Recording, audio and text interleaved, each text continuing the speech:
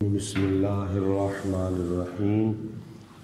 قال اللہ تبارک و تعالی فی القرآن المجید والفرقان الحمید۔ سورۃ یونس کی آیت نمبر 50 ہے، جس میں اللہ پاک نے اپنے پیارے حبیب علیہ السلام سے ارشاد فرمایا، قل، اے میرے پیارے محبوب علیہ السلام، آپ ان کافروں کو ارشاد فرما دیں۔ اس کا مطلب یہ ہے کہ آپ ان سے پوچھیں، دریافت کریں ان سے، ارأیتم ان اتاکم عذابہ، کیا تم نے دیکھا ہے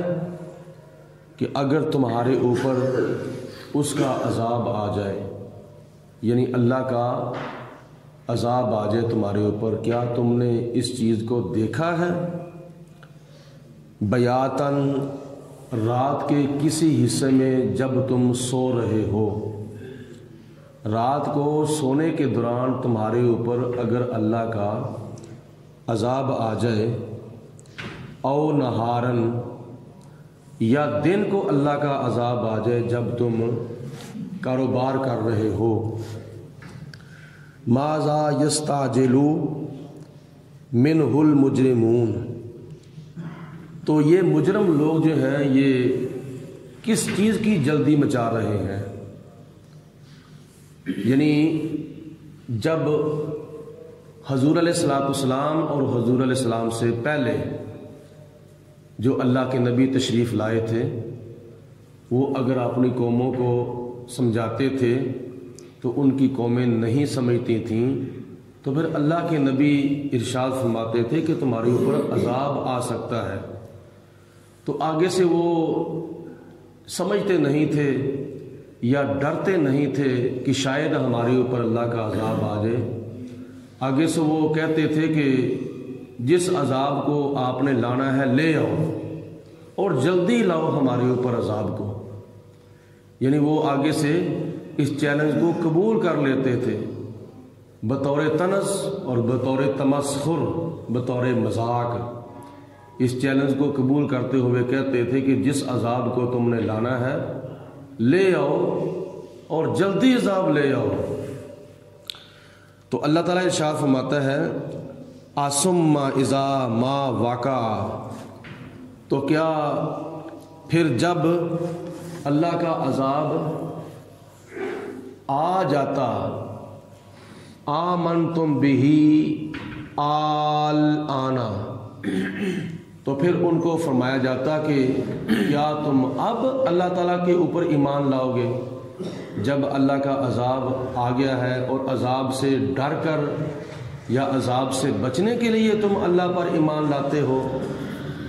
وَقَدْ كُنْتُمْ بِهِ تَسْتَعْجِلُونَ،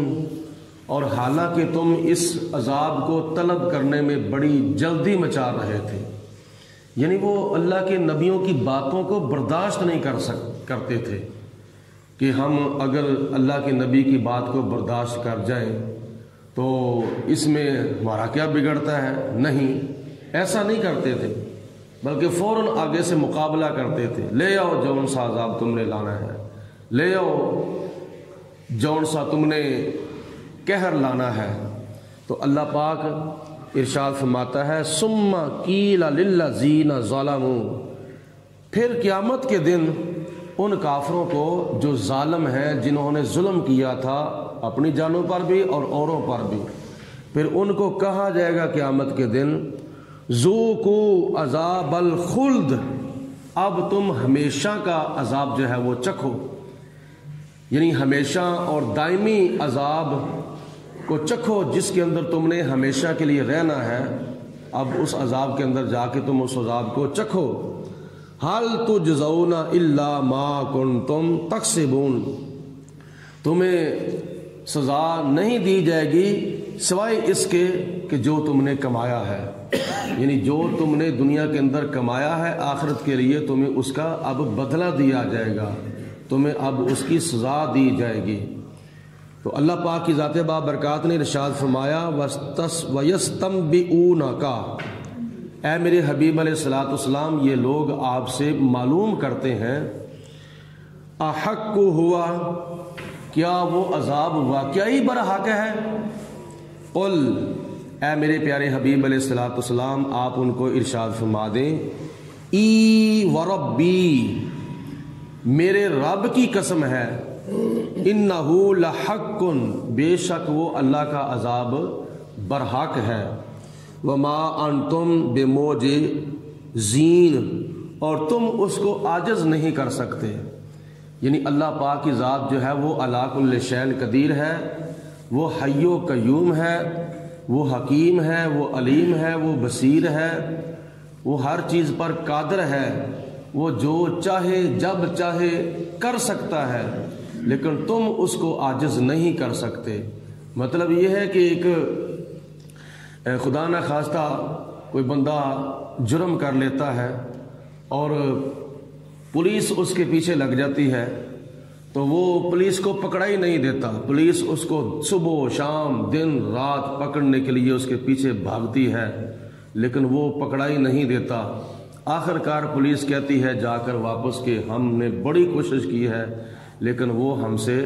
نہیں پکڑا گیا، کیا ہوا؟ پولیس عاجز آ گئی۔ تو اللہ تعالیٰ فرماتا ہے کہ تم مجھے عاجز نہیں کر سکتے، تم جہاں کہیں بھی چلے جاؤ، یہ مت خیال کرنا کہ ہم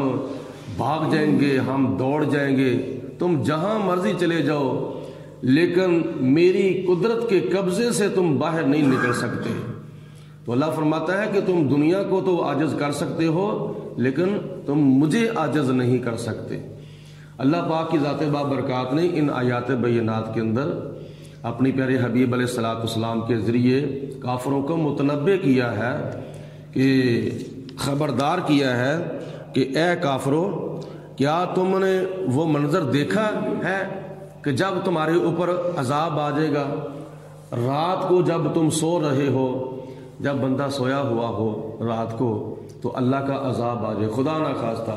ابھی اگر کیا نام ہے کسی کے سونے کے دوران زلزلہ آ جائے تو یہ زلزلہ بھی اللہ کے عذابوں میں سے ایک عذاب ہے، تو اس وقت پھر بندہ کیا کر سکتا ہے؟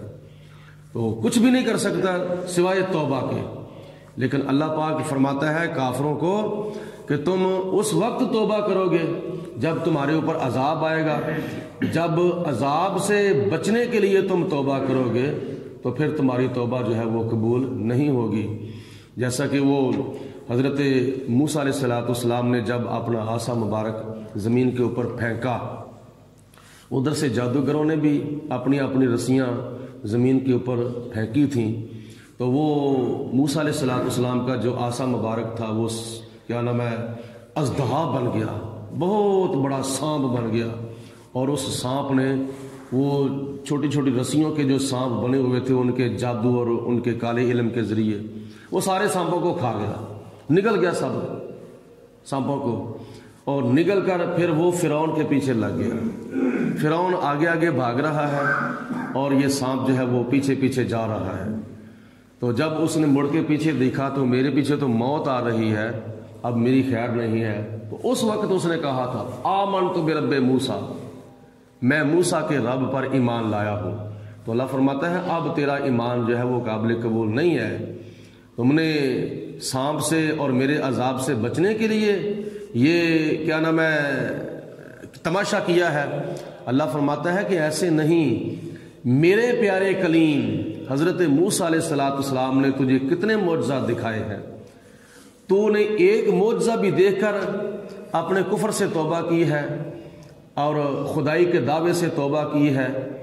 تو تیرا حق تو یہ بنتا تھا کہ جب میں نے اپنے ایک نہیں دو نبی تیرے پاس بھیجے ہیں، ایک حضرت موسیٰ علیہ السلام کو، ایک حضرت ہارون علیہ السلام کو، اور دونوں نے تجھے میرا سچا پیغام پہنچایا ہے، لیکن تم نے ان اللہ کے یعنی میرے نبیوں کو آگے سے مذاق بنایا اور ان کی باتوں کو تم نے ٹھکرا دیا، جھٹلا دیا ہے۔